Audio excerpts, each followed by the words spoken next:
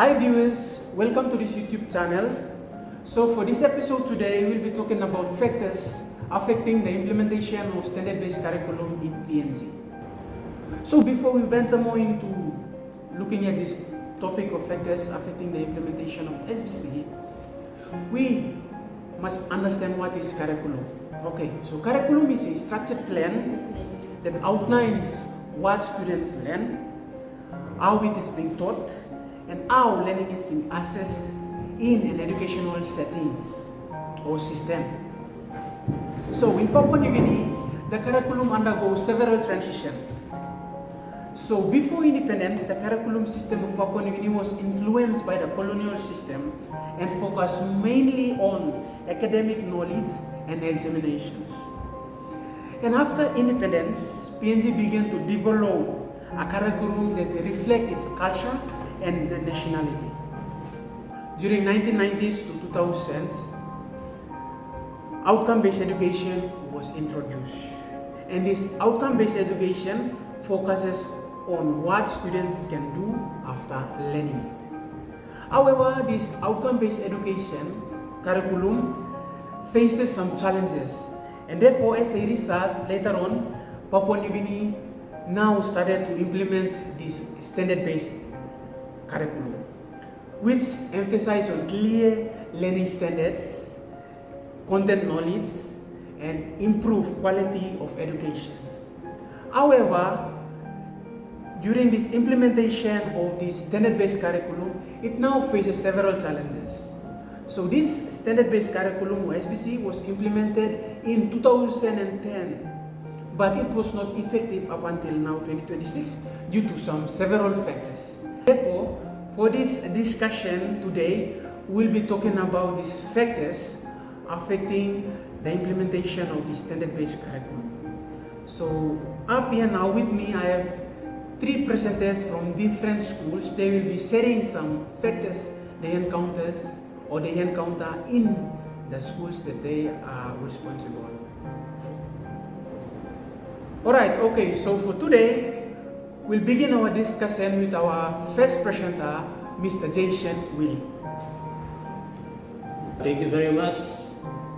Administration one of the factors that affects the curriculum, today's curriculum inside within the PNG education system. And that factor is the human resources, and that human resources is refers to the teachers. So as you all know, the teachers are the key implementers of any curriculum. So their capacities are strongly affected, yeah.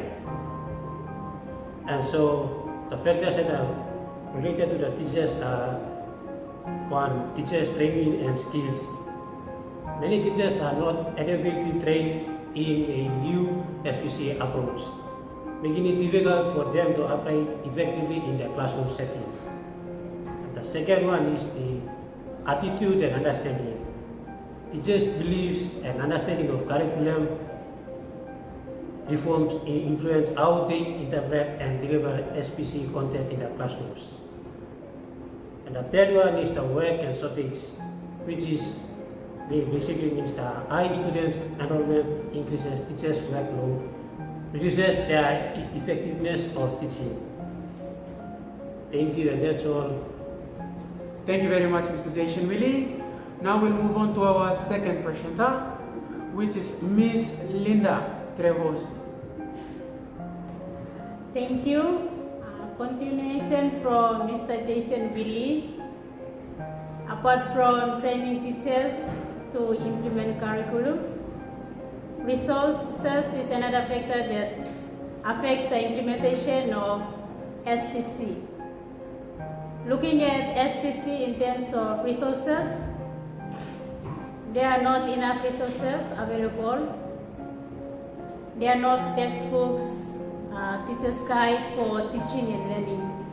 Most of the time, schools in remote areas are the victims, like Don Bosco Secondary in Kerema. Yet in urban areas are also affected in terms of teaching and learning resources. With this SBC, it makes very difficult for teachers to apply SBC method consistently. This resource gaps create inequities between urban and rural schools, and they contribute to poor literacy and numeracy outcomes among students. From my experience teaching in one of the schools in remote areas, resources were a big problem and a challenge. No resources available for teaching. The only resource is the teacher's guide, but with this SBC, the information given is too broad. That's where teachers face difficulties in lesson preparation and delivery due to the lack of materials and learning resources. That's when it affects the learning of the students inside the classroom. According to Post Korea, on February 21st, 2026, Western Province struggles with infrastructure gaps as education system transition to SBC. My recommendation now is the Education Authority must look into these areas or focuses on this issue and look for alternative to make sure there is enough resources supplied to all schools in and around the country. If there is still limited resources, then it will still affect the learning of the students and result in poor academic performance in schools. Thank you. Thank you very much, Ms. Linda Treosi.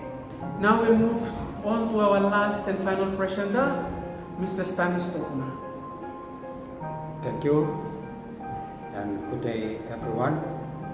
I will continue the discussion on the factors affecting the implementation of the standard-based curriculum in schools in Papua New Guinea.